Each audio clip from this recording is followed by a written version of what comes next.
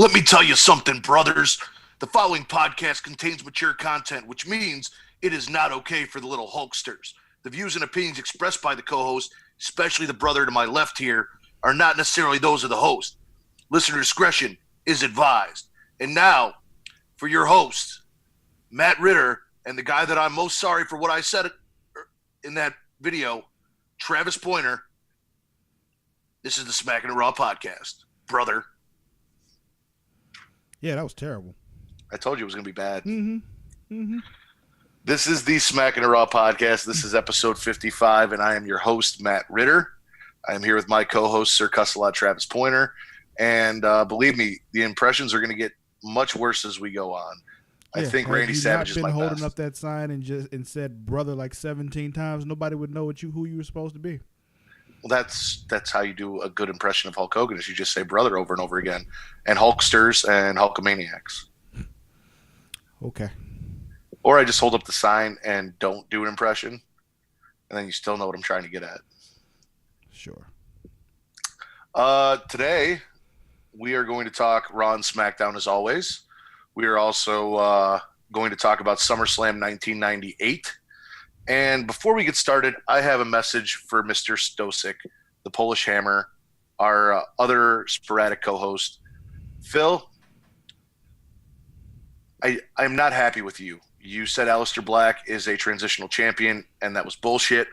Also, we have I have right here a full set of notes for our HKW episode, and we can't do it because you can't get back to me to let me know what night you will be able to stay up late enough to do the show.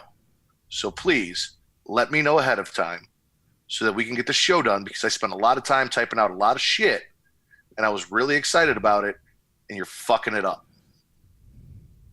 Travis, tell me he's fucking it up. I mean, Phil's been fucking it up for quite some time now, so I don't know what you want me to say.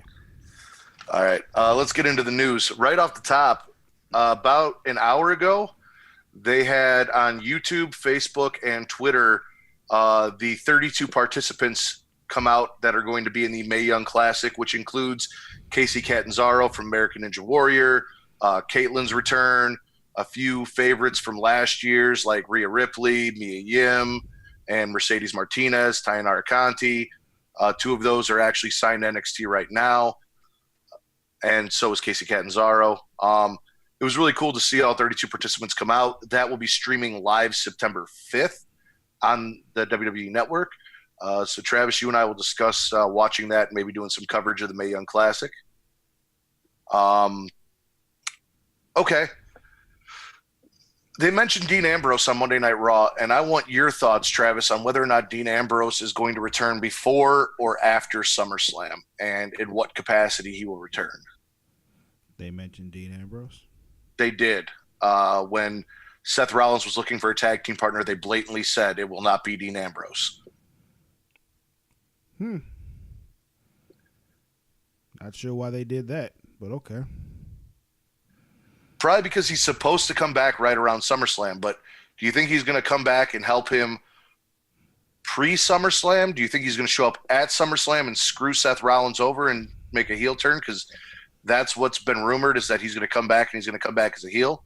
Or do you think it'll be post-SummerSlam, maybe going after Seth Rollins if Rollins wins that IC title back? I don't know. I think maybe he'd show up at SummerSlam, help Seth win that title by, staving off Drew McIntyre, and then the next night turn on him so he can get his shot. That's what I would do. I'm good with that, and I feel the same way. I'd actually like to see that, and it would be a good thing for Dean to do, and a nice little surprise at SummerSlam for us. So I hope you're right. Next question, because our news is a series of questions. It's also rumored that Hulk Hogan may make one more run in WWE, not necessarily for the title, but do another stint in WWE, maybe against Vince McMahon. Do you think Hogan has one more run in him? No. This was all what? I said unless he beats Brock Lesnar. Fuck you. This was all speculation because he went on Twitter in an interview and said that something major is coming October 27th. October 27th is the day before the Evolution pay-per-view, so I don't think he was talking about the pay-per-view, though he could have been because he's old and he doesn't know his days. So he could have said the 27th and meant the 28th talking about the Evolution pay-per-view. We don't know. He'll be wrestling in the Evolution pay-per-view in drag, and everybody's going to hate him again. Again? You mean we still don't? I mean, kind of like people have kind of softened on it lately, you know. So I've hated Hulk Hogan for a long time, even before he said that word that he's not supposed to say. Yeah, well, you know. Which is going to bring me to see, for those of you listening, the benefit of having Travis as a best friend is when something happens and it doesn't make sense to me in race relations, I can go to Travis and ask Travis questions and give me answers. And I have a question for Travis tonight about that, which we will get to when we get to SmackDown. Kane is the mayor. He was elected mayor. He is the mayor of Knox County. That's funny as hell. And fucking awesome. And I'm happy for Kane. So congratulations, Kane, on being elected mayor of Knox County. They're better for it. Mayor Yankum. Other news, the All-In pay-per-view that is being put on right down the road from my house that I did not get tickets to on September 1st will be airing on the Fight TV app. I don't have the Fight TV app. My understanding is you get the app and then you still have to pay for some of the content on the app to watch it. So I think like you get the app and then you have to pay for the pay-per-view to watch it on the app. But that's where it's streaming. So anyone who's interested in seeing All In who didn't get to get tickets because it sold out in 30 minutes, that's where you can find it. Last bit of news is that The Miz was on E! News hyping up his match between him and Daniel Bryan, which was announced on SmackDown.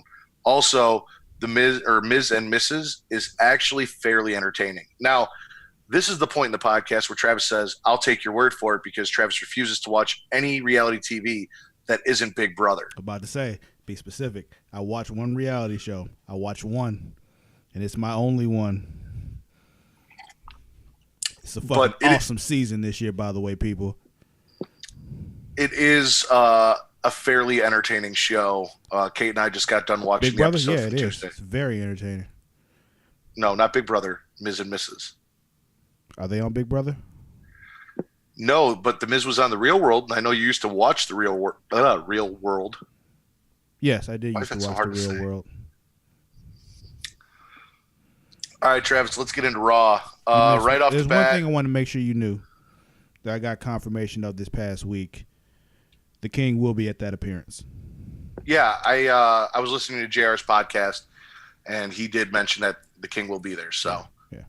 I will talk a little bit about that after the show, because the show is going to be on Thursday. And for those of you who don't know, we record this on Wednesday nights. So that way Travis has time to watch all the shows on Hulu for our Not Good Enough for Hulu segment, which we're going to get to after we talk about Kurt Angle and Baron Corbin starting off Raw. Kurt Angle insulted Brock Lesnar some more, which caused Roman Reigns to show up. And Roman comes out and talks some shit about Corbin. Corbin fires back, saying that Kurt isn't an example of a man. He just makes matches. So, of course, Kurt makes a match, Baron Corbin versus Roman Reigns, which Roman Reigns wins because Finn Balor came out and distracted Corbin. And then Finn Balor attacked Corbin after the match. Yeah. Apparently Corbin's got injured ribs. He's got his match against Finn Balor coming up at SummerSlam. Punched in the ribs and then they get injured. Yeah, that's how that works. I will say this, for all the shit that Eric talked about Baron Corbin, and I know you've come around and you've seen him as more entertaining, this segment from him was probably some of the best mic work that he has done. Yeah, I enjoy him a lot more than I used to.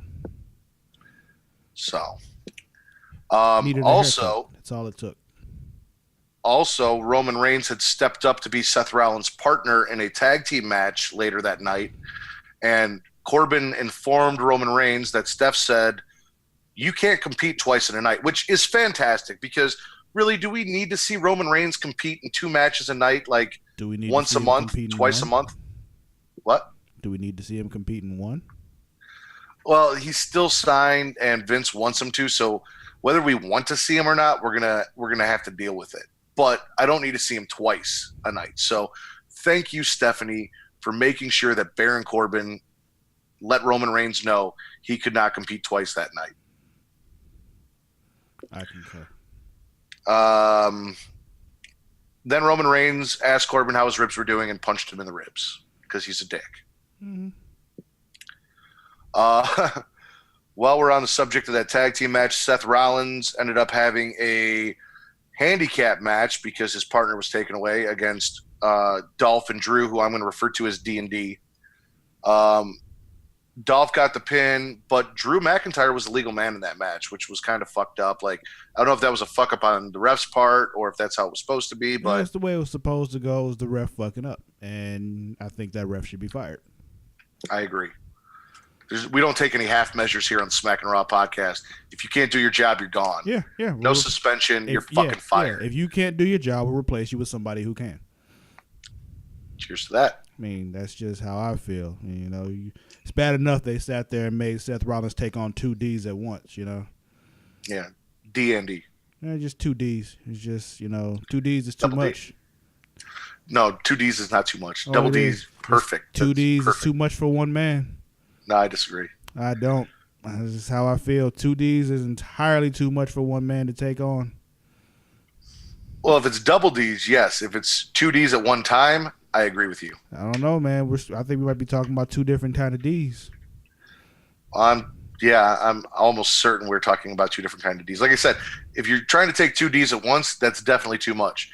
But if it's double Ds are perfect. Maybe. Let's get into not good enough for Hulu. Right off the bat, Rude and Mojo Rawley. Razor versus Titus. Who? Razor from the Authors of Pain. Oh, I'm like Razor, like Toka and Razor. I don't know if you didn't realize this, but they pretty much ripped off Teenage Mutant Ninja Turtles 2. It's Akam and Razor, not Toka and Razor. So they came really close. Why wouldn't they name the other one Toka? I don't know. If you're gonna do it, do it. That was literally when I heard their names. My first thought was Teenage Mutant Ninja Turtles 2: The Secret of the Ooze. How did I not know that yet? Okay, anyway, go ahead. Because the Authors of Pain are never on Raw. That's on the Hulu version of Raw. That's why. Anyway, go ahead. The B Team against the Revival. Negative. I'd say you remember this because the B Team got new music, and I think you'd enjoy it. Yeah, because it's fucking awful. And then Matt Hardy and Bray Wyatt showed up, caused the distraction or disqualification, and it was kind of cool what they did. When Matt Hardy and Bray Wyatt showed up, Curtis Axel and Dash Wilder both disappeared. And then they beat up the remaining member of the Revival and the remaining member of the B Team. This one I'm not sure. I hope it was on Hulu for you, but if it wasn't, that's 2 weeks in a row, and it may be our travesty of the week. Elias and Bobby Lashley's documentary segment. That was there. Okay. I have a question for you. Yes. Are you done with the not good enough for Hulu? Not yet. Okay, keep going then. But since we brought it up, Elias attacked Bobby. Lashley got the better of him again in the end. This was Elias coming out trying to redo his documentary because he thought it made him look arrogant, which it was great. That whole segment was great. I'm glad Bobby made it onto Raw because you didn't see him last week. That will still be my travesty of the week. We'll get into why soon. I'll let you finish the not good enough for Hulu though. What about the Roman Reigns, Brock Lesnar SummerSlam interview that they did with Roman Reigns? I don't remember an interview with Roman Reigns, so I don't think so. Yeah, there was like a hype promo package for their match, and then they sat down with Roman Reigns and discussed with Roman Reigns his thoughts on his match going up against Brock Lesnar. Only sit down interview I saw is the one that we all loved. So we're going to get to that. I know. All right. Not good enough for Hulu. Bobby Roode and Mojo Rawley, Razor and Titus, The Revival, the Leaders of Worlds, and our tag team champions, the B Team, and a sit-down backstage interview with Roman Reigns. I have a question first. Okay. Was there anything involving Sasha and Bayley this week? Yes, there was. So that wasn't good enough for Hulu because I did not see that. They lost to the Riot Squad. It was a really good tag team match, which is why I thought it would be on there. The other reason I thought it would be on there is because Ruby Riott made her return and helped the Riot Squad get the win. Yeah, I don't think I saw any of that. No. Okay. No. Like I say every week, there's a good chance I fell asleep for a portion of this. And that may have been when it happened. But I don't think that I did fall asleep this week. Okay. No, there were a lot of actual like tag team maneuvers from Bayley and Sasha, like bringing their opponent into the corner, doing tag maneuvers. It was really good to see them as a tag team. It's gonna make it hurt even worse next week when that swerve hits you. It's not gonna hit next week. Oh, it's gonna. If it was gonna hit, it would have hit this week when they lost. Nope. But this week, Ruby Riott showed up. Here's the thing, and I guarantee they're gearing up. This loss was the setup, sir. This loss was the setup. Just wait. You know why I know this? Because on SmackDown they hinted at it. So we're gonna keep going. Okay. Well, what's your travesty of the week? My travesty of the week is what they're doing to Bobby Lashley. All right. They had him set up. He was right there, about to get the shot at the title, at the Universal title. He was right there. And now it's just like, you just fight Elias because Elias is a dick. Like he needs something to do, and you need something to do. Yeah. It's just like, we're just gonna have you face him just because Elias is being a dick about his album and his documentary and shit. All right. Well, the travesty of the week is the racism towards Bobby Lashley and the position he's been put in. Exactly. Did you get to see the Kevin Owens show, Travis? I did. And how did you enjoy Braun Strowman lifting up the entire stage and flipping it with three guys on it? Listen, I always enjoy Braun Strowman doing Braun Strowman shit. So it was more Braun Strowman shit, and I was all there for it. And obviously, during the Kevin Owens show, Kevin Owens hyped Jinder Mahal up, trying to get him to have a rematch with Braun Strowman, stating that Kevin Owens beat Braun Strowman in a steel cage match, and that Jinder Mahal's win by countout was not nearly as impressive. But tonight he should get a rematch. So we had the rematch, and again, Kevin Owens tried to steal the Money in the Bank briefcase, which I don't understand because I don't think we're going to see Brock Lesnar again before SummerSlam. And he doesn't need to have the briefcase in his possession. He has a match for it at SummerSlam. That's not what it's about, though. It's all about the distraction. That's all it was. Well, that distraction caused Braun Strowman to hit Jinder Mahal with the briefcase, giving Jinder Mahal a disqualification win. That's what it was all about. Braun Strowman. Making Braun lose. That's all it was about. He didn't think he was going to get anything out of taking the briefcase because it's not like if he just steals the briefcase, he automatically gets to use the contract. That's not how it works. So he was just distraction. Okay. Let's talk about that amazing Paul Heyman interview. He came out red-faced, unshaven, disheveled, and fucking cried. Yes, man. Red-eyed tears and all. I said it on Twitter at Matt Ritter. That's at MATTRIDDER. I said it in our Facebook group. That is www.facebook.com/groups/Smackin Raw. And I'm going to say it here on the podcast. We do not deserve the greatness that is Paul Heyman. We really don't. I mean, if you really want to go there with it, I said it last week, but okay. I don't remember that. I'm sure you don't. But yeah, I definitely said it on this show last week. I wasn't that drunk. I remember that. I don't think you did. I'm going to take that and say it was mine. We do not deserve the greatness that is Paul Heyman. That interview, the emotion he put into it was fantastic. I posted a clip that didn't make the interview for TV where Paul Heyman said that Roman Reigns has one chance to beat Brock Lesnar, and then when Renee Young was asking what it was, Paul just said, never mind, got up and left and gave us a cliffhanger. That was great.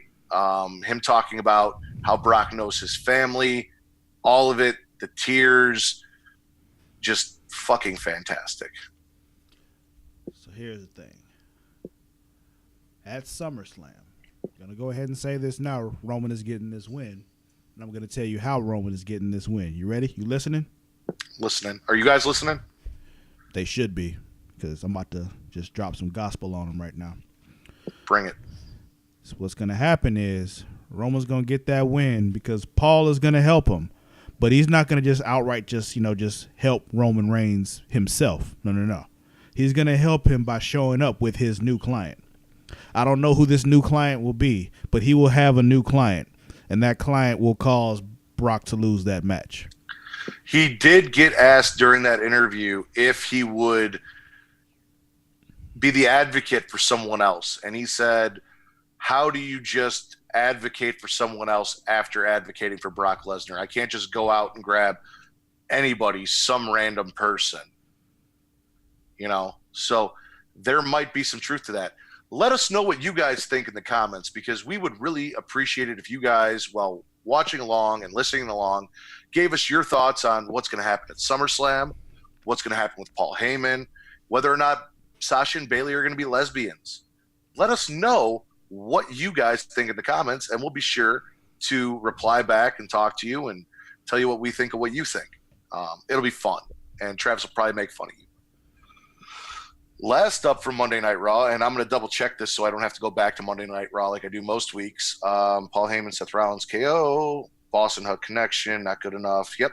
Last up, our main event, Ronda Rousey's very first match on Monday Night Raw against Alicia Fox, which she won.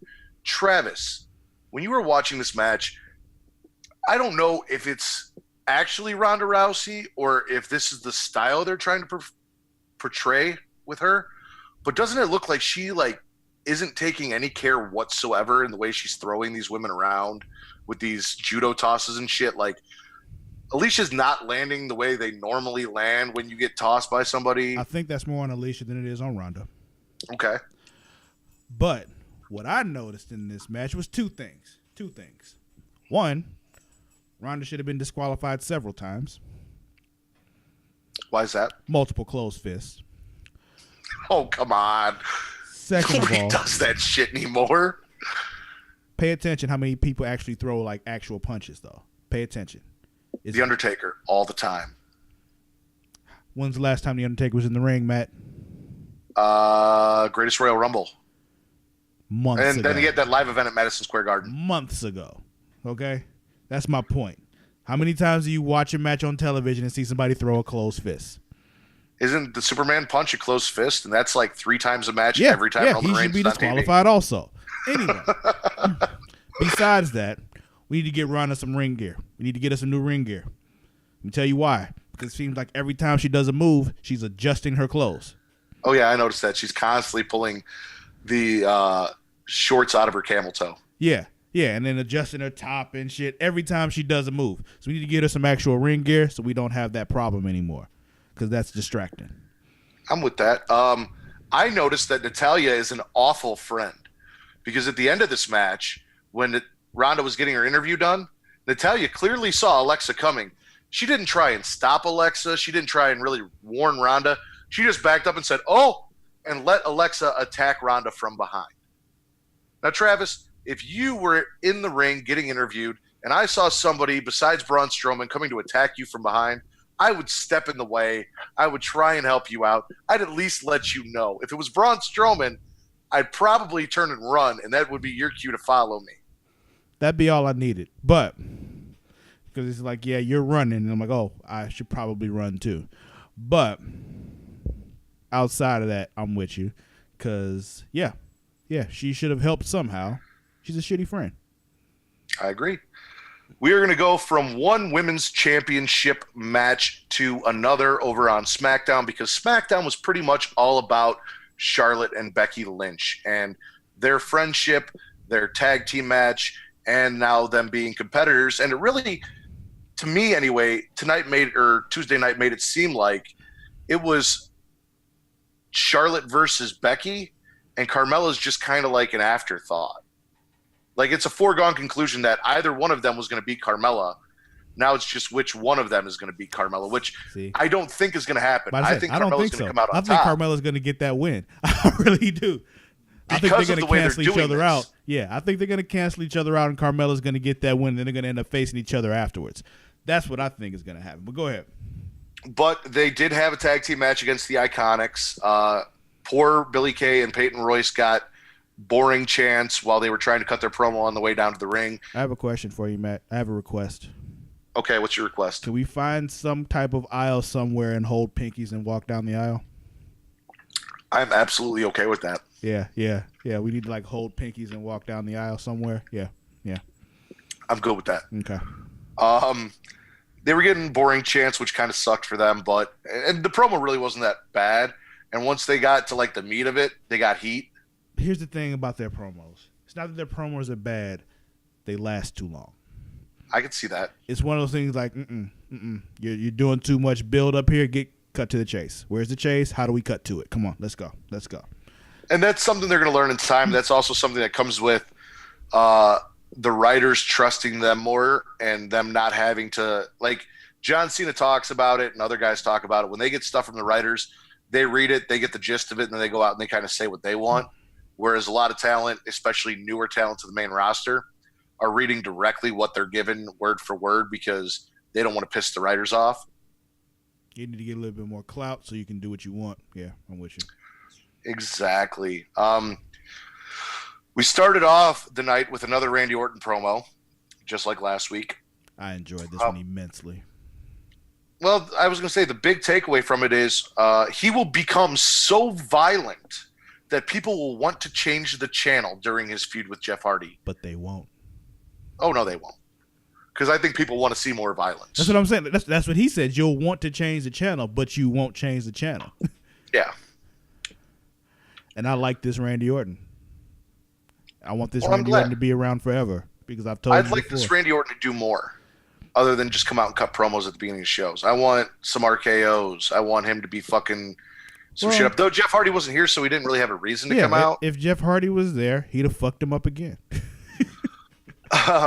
Another promo that we had that was okay, but definitely not as good as Randy's, was AJ's promo, where he said that he misses his family, but not only will Joe not walk out of SummerSlam WWE champion, he's going to make sure Joe can't walk out of SummerSlam.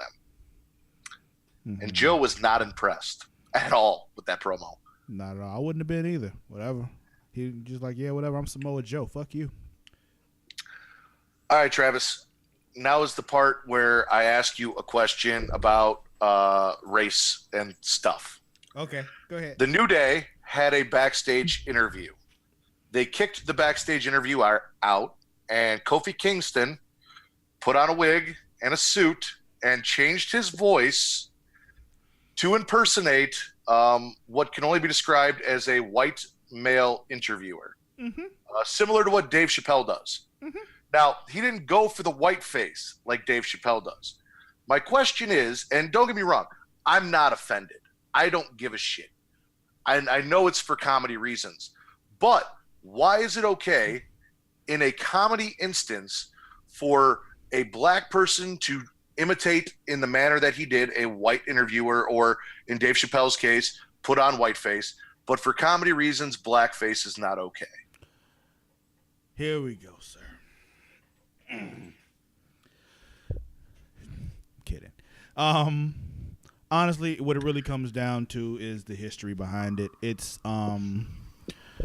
something that was historically used to demean black people, and because of the stereotypes they depict in these examples that you use, you know, the blackface or them imitating black people and all that, are reasons used to, for lack of a better term, hold black people back, you know?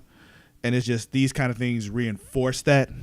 So you just kind of don't want to do that because of the connotations and what'll happen. Kofi Kingston imitating a white guy does nothing to white people. You know what I mean? Like it it doesn't affect them in the slightest. I'm sure there's some white people that were upset by it just because. Exactly. They just like, oh, I'm mad about this, but it doesn't affect my life at all. You know what I mean? And like I said, those things I didn't continuing to care. happen when people imitating black people like that and then portraying black people in that way actually does have a negative effect on black people. That's the And I can difference. see that. That's And the like I said, difference. I personally didn't care, but I did notice that, and it was a question that came up, and I love asking you these questions and getting explanations from you. And I thought And I have it no would be good problem for the answering them for podcast you, and bro. listeners. What was that? I said, and I have no problem answering those questions for you, bro. Well, I hope you guys enjoyed that. Mm-hmm. Speaking of the New Day, they had their match with the Bar. Wait, before we talk about this match, is there anything else from SmackDown that we're going to talk about? Yeah, a few things. Okay. Does any of those things involve R-Truth? Yes, it does. Okay, Travis. go ahead. Because you were getting to the main event. I'm like, wait a minute. Are we going to talk about this and move off of SmackDown? Because we will not skip over what happened with R-Truth. All right. I don't know if you've noticed this, but I don't necessarily go in order of matches. I just go in order of what the segue allows me to do. And because we talked about interviews, I got to New Day, and then New Day brought us to the tag match. I hear you. I know that. I just had to make sure that we weren't going to skip over R-Truth. Go ahead. Okay. So the New Day beat the Bar. So they're going on to SummerSlam to face the Bludgeon Brothers for the tag team titles. They're going to lose, but yeah. The Bludgeon Brothers had a match before the New Day's match where they beat up 3 jobbers in a handicap match. Mm-hmm. And now, since we're talking about jobbers, Byron Saxton interviewed The Miz. Wait, because that tag team match was fucking amazing, sir. Okay. I need you to give them proper props for the tag team match that they put on last night. Well, see, here's the thing. It was a fantastic tag team match. But I've gotten to the point to where with both the Usos in the New Day, the Bar in the New Day, or just about anyone the New Day faces, I expect a fantastic match. Like, it doesn't surprise me anymore. That's true, but you know what? You need to continue to give them props for it because they're able to do that every fucking time. I will give them props. It was a fantastic tag team match. They elevate everyone that they get in the ring with. Not that Sheamus and Cesaro needed elevation, but they elevated them, and it was fantastic. There are very few times in recent memory where I can remember myself actually getting up and cheering during a match. The end of this tag match, I stood up and cheered, sir. You guys are going to have to excuse me. I've been up since 3 a.m. Work screwed my schedule up, which is why I keep flubbing my words. Every time that I have not had sleep and we do this podcast, for whatever reason, I seem to mess up more than normal when I speak. So excuses. Well, I don't drink, so I can't use that as my excuse as to why I forget things or why I say things that I say. Then maybe you should drink more. Maybe I should. Like I said, we were talking about jobbers because the Bludgeon Brothers had a handicap match and beat 3 jobbers. And while we were on the subject of jobbers, Byron Saxton did an interview because he is the jobber of the announce team with The Miz, who was backstage. And then Daniel Bryan just showed up and attacked The Miz in the middle of the interview. Guess he didn't like what The Miz had to say, but he got a potted plant broke over his back for his trouble. Travis. Matt. We cannot hit people in the head anymore. Yeah. And I understand that, especially someone like Daniel Bryan. Yeah, you need to stay away from his head. But am I to believe that if I cracked a potted plant over someone's shoulder blades, it was going to knock them out? That's what they want you to believe. Because that bothers me. Yeah, it bothers me too. But I've gotten to the point where it's just like, okay, whatever. They hit people in the back and shit. They don't hit them over the head anymore, and that's just what it is. Another thing that bothered me was people to get hit in the head. You watch SummerSlam from the 90s. Anyway, go ahead. Oh yeah, we'll get into that, but that's not where we're at yet because we still haven't talked about R-Truth or Lana versus Zelina Vega 2, which this time Aiden English again cost Lana the match, but he cost Lana the match by trying to save Rusev. I blame Lana for that, but go ahead. For climbing to the top rope? And not being able to keep her footing when she barely got tapped on the back of her foot? Yeah.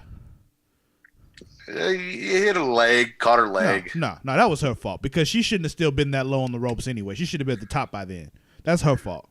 How do you feel about what we've seen from Zelina Vega as a wrestler these last 2 weeks, seeing as they put her up against Lana, which Lana isn't the best talent. She's not awful. She's not like diva era Kelly Kelly or anything like that, but she's not. Well, it's hard to get that bad unless you want to talk about Sable. But anyway, go ahead. What were you saying?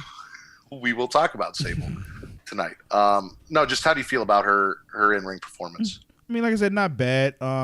She would have looked better if she was in the ring with somebody better. But it's one of those I'm watching, just like, she's kind of like trying not to show Lana up while at the same time still trying to put on the best match possible. So it's just like, okay, I'm with it. Whatever. Well, it may not have been the best match possible, but it was definitely a damn entertaining segment that led into a pretty good match.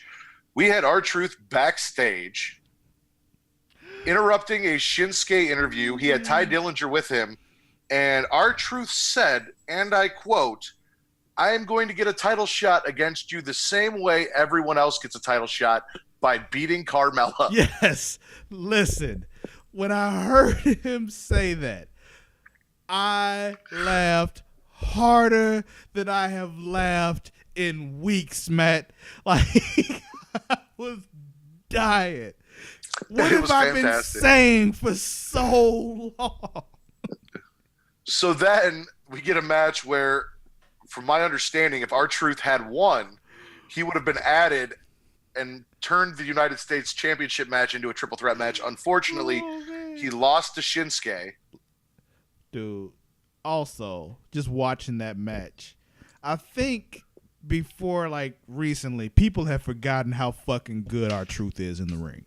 Like, I'm watching this match, and I'm just like, God, what happened?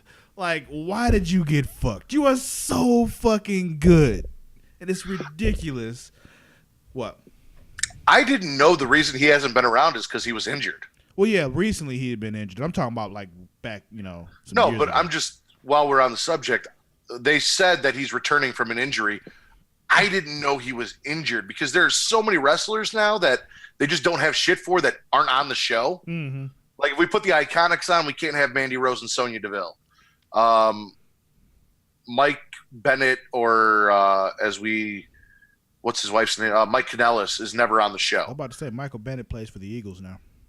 Kurt Hawkins never on the show because they just don't have anything for him. So I just thought that all they had for R-Truth was funny backstage segments. I didn't realize he was injured, and I was glad to see him back in the ring and get a match with Shinsuke, and on top of an entertaining backstage segment. Yeah, I'm just saying, give R-Truth his proper respect. The man is fucking great in the ring and entertaining in the backstage segments. Well, I think I know the answer. Travis, who's going over this week? R-Truth. Yeah, I'm going to agree with that. Who's jobbing out?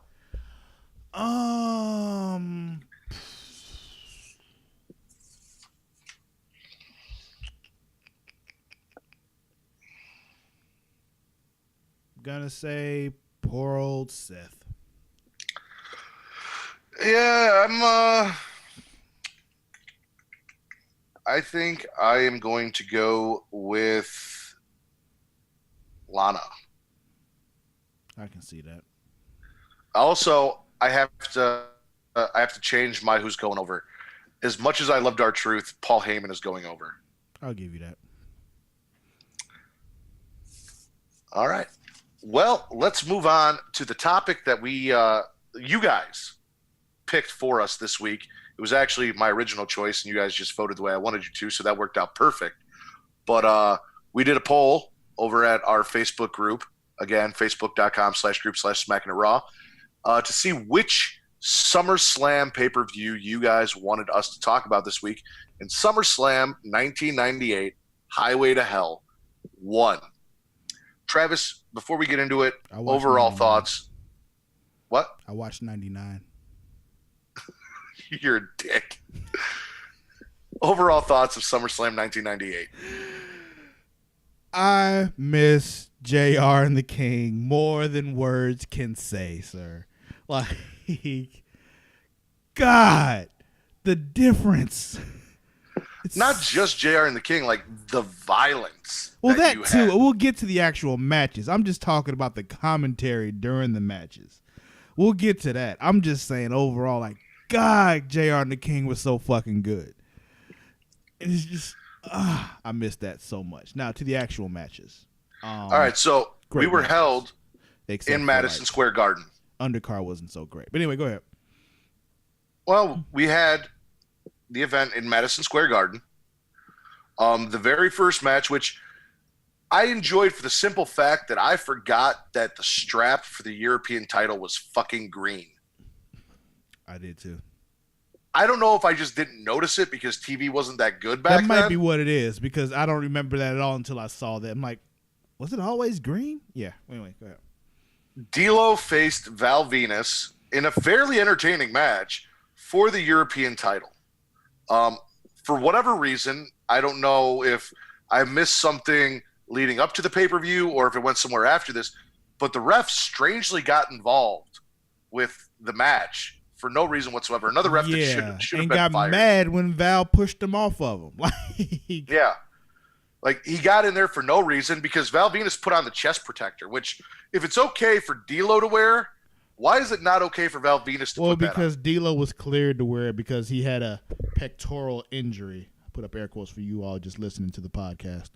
That was his reasoning behind it. That's why he was supposed to be wearing it. Val Venus wasn't cleared to wear the chest protector. It was whatever. Yeah. Well, Val Venus lost by DQ because of this, and the ref got a money shot for his trouble. The other thing I loved money about shot, this, we mean a top rope splash. For those of you who don't remember Val Venus, it was just a splash off the top rope, not an actual money shot. All right, he didn't. for those of you who don't remember, Val Venus was billed as a porn star. Yeah, he didn't actually get a cum shot to the face. All right, it's okay. All right, and his finisher was called the money shot. Yeah.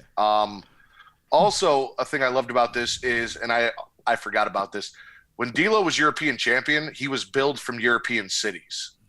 That was so fucking funny. Yeah. Next up, and Travis, this is really interesting because I noticed something, and I don't know if it was something that I just never noticed before or if it was something they did because it was Madison Square Garden in the layout, but we had the Oddities who came out with ICP versus Kai and Tai, and I don't remember there being that many members of Kai and Tai, but apparently there were. For a while there was. They had a whole group. Did you notice where the tag teams were set up? Because they were set up the same way the Sable Mark Merrow match, and it's not the corners that we normally see the tag teams in. So it was the camera. If you're looking at a ring, it wasn't that. It was the camera angle. It was where the camera was set up. No. If you look at it, looking at the entrance. No. I know what you mean. I know what you mean. But they changed it that way because of the way the cameras were set up. It just looked better for the cameras that way. Okay, because I didn't know if that was just something that they did in the Attitude Era and eventually it changed. No, I believe they in the Attitude Era, like even on Raw and all that, they still had them the way we see it now. It's just because of where the camera was set as far as the entrance goes, they changed where they put the tag team just for the camera angles. It fucking threw me off, and it was weird, and it bothered me in both matches. I'm like, you guys are not in the right corners. Mm-hmm. This is not legal. Yeah. But there was no music for the Oddities, which I was sad about, especially when they come out with ICP, who sang their music. Like, is that not the perfect time to have the ICP do a live performance of the Oddities theme music? Because it was fucking awesome. Yeah. It's one of the few ICP songs that I really enjoy. Yeah. Golga gets the win, but again, not the legal man. Who cares? That's one of those matches where you watch and you say, who cares? So that's why I was saying the undercard wasn't really great in this pay-per-view, but they had some top-tier matches that really tore the house down. Keep going. X-Pac versus Jeff Jarrett in a hair versus hair match where Howard Finkel was, for one night only, a honorary member of DX after having his head shaved, which he's already bald, so it really didn't make that big of a difference, but having his head shaved by Jeff Jarrett. So Finkel came out with X-Pac. Also, I fucking love X-Pac's music. Like, I like the DX music, but I think X-Pac's music from DX was a little better than the actual DX entrance. I can deal with that, yeah. I also had no idea who the fuck Southern Justice was until I got a good look at him and saw one of them was Midian. Yeah. I don't know who the fuck the other guy is. What were they called before? The Godwins? Yeah. Is that the other Godwin? Yeah. Okay.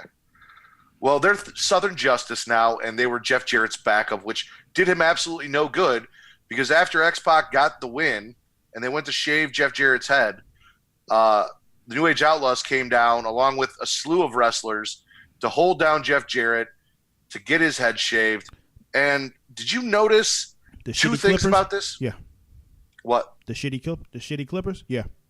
No, that's not what I noticed. What I noticed was A, it was a fucking fast count from Mike Chioda.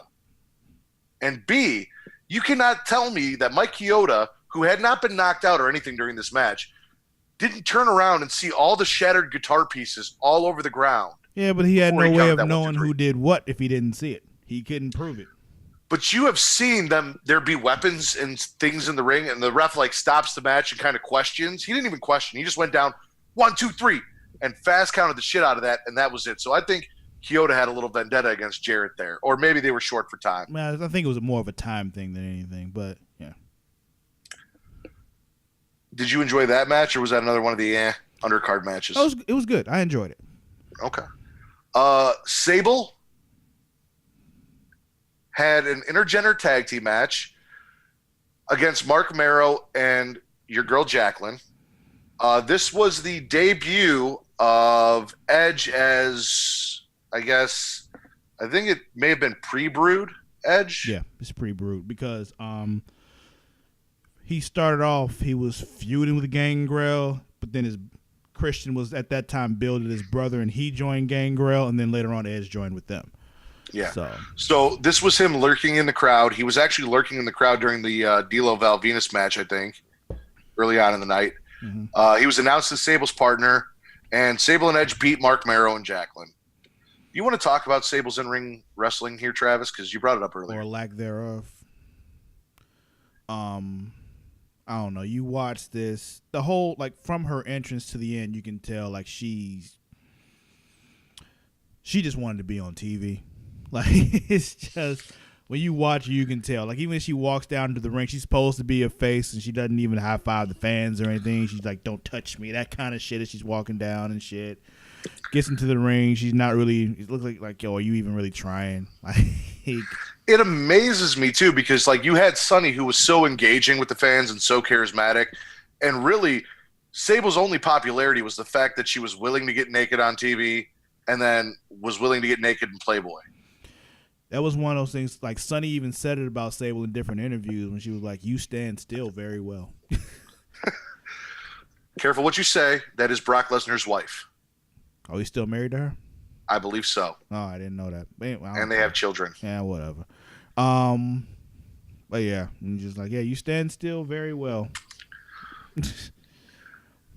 Our next match, Travis, is something that I really, really enjoyed, and I really want them to bring back, but I know they can't.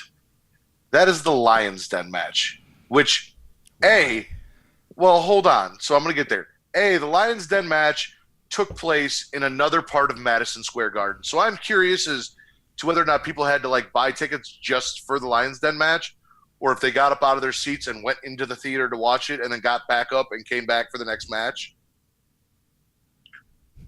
How they do that. But one thing happened in that Lion's Den match that made me think, with the talent and the superstars that we have today, that it would be amazing. And that was when Shamrock jumped off the side of the cage and gave a diving punch to Owen Hart.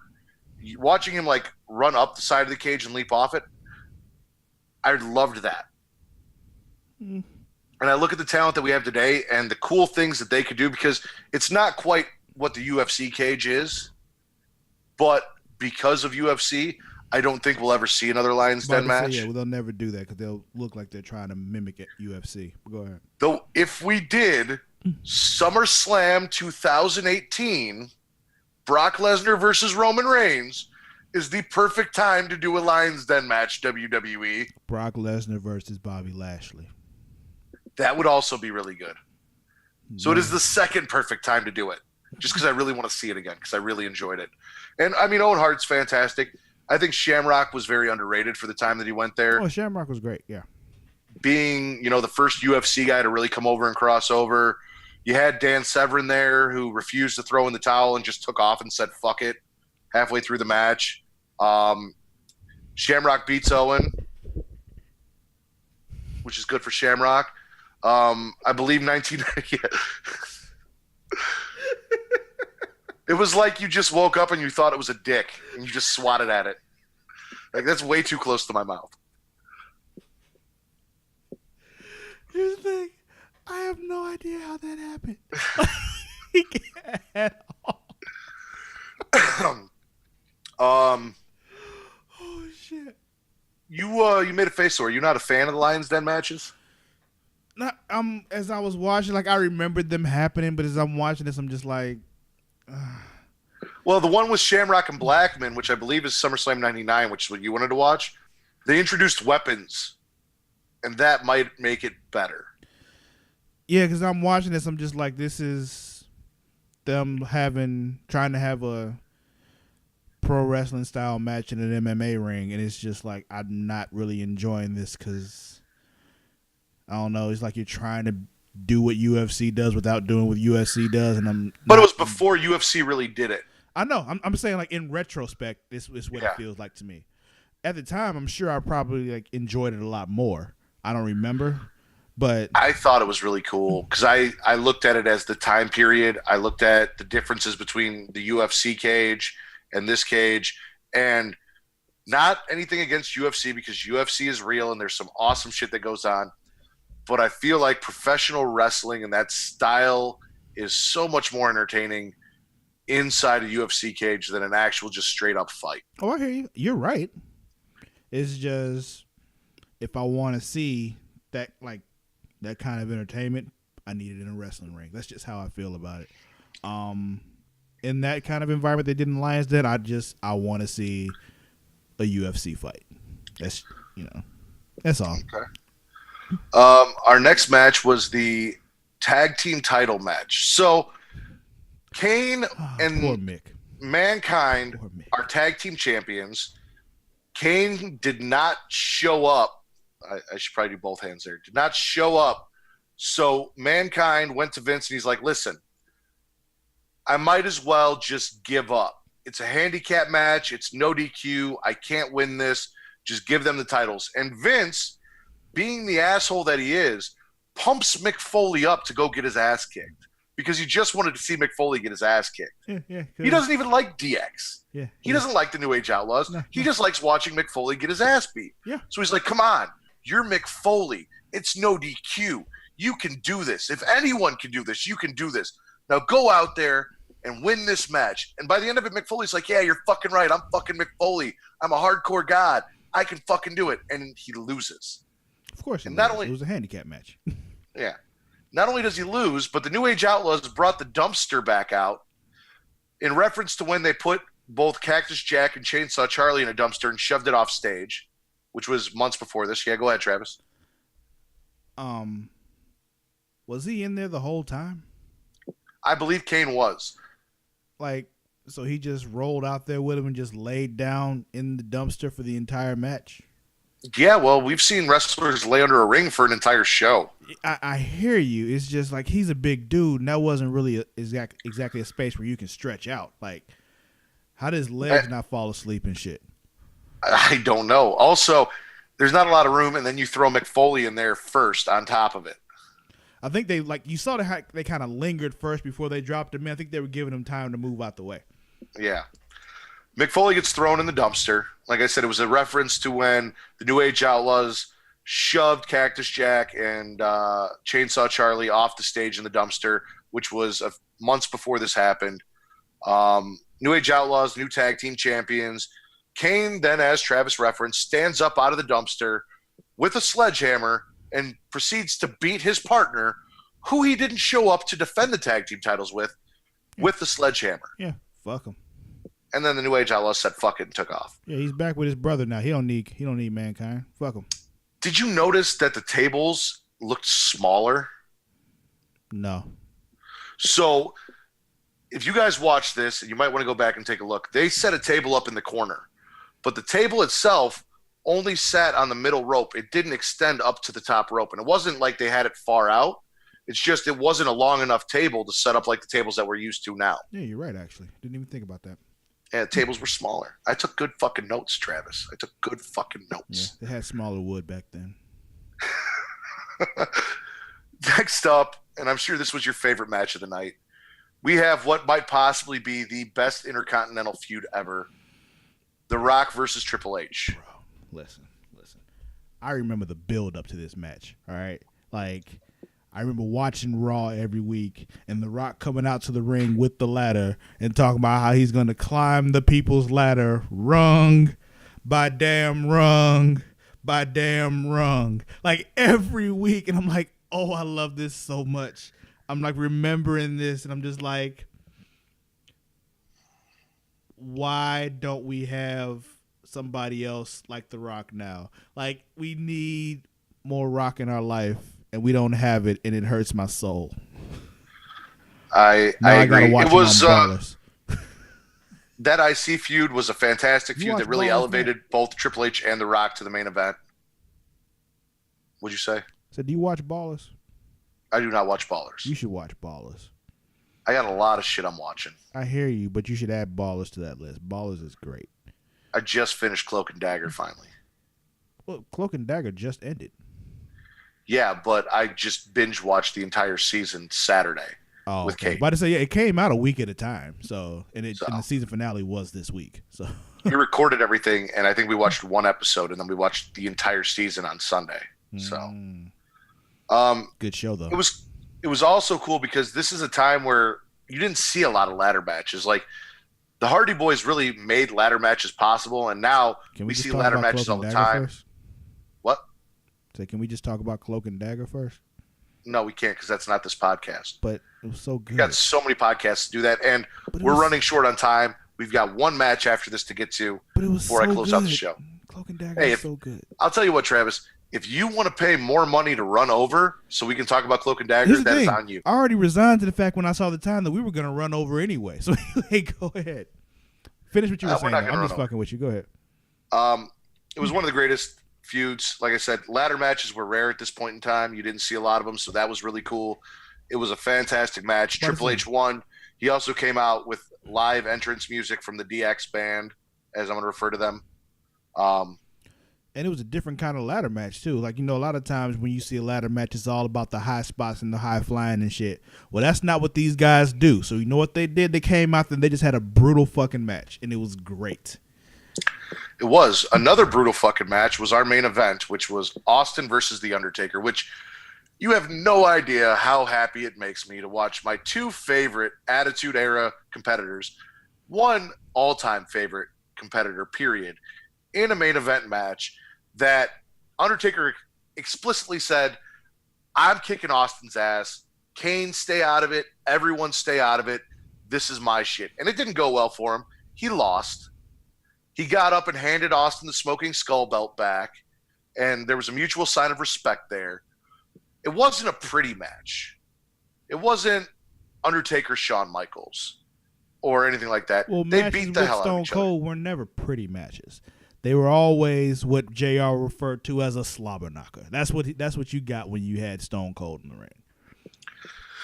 But it was fun to watch these two guys beat the shit out of each other again.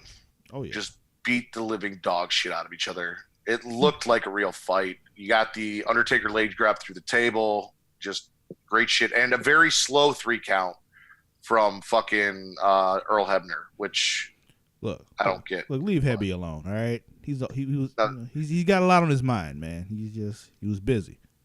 That was fucking slow. Hey, man, leave Hebby alone, all right? You got anything else from SummerSlam 98 you want to talk about?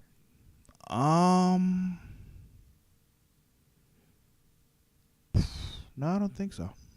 All right. Well, we can be found next week right here, and as I've mentioned twice now, on our Facebook page, www.facebook.com/SmackinItRaw. Next week is our prediction episode, so we will be doing predictions for SummerSlam. So please tune into that.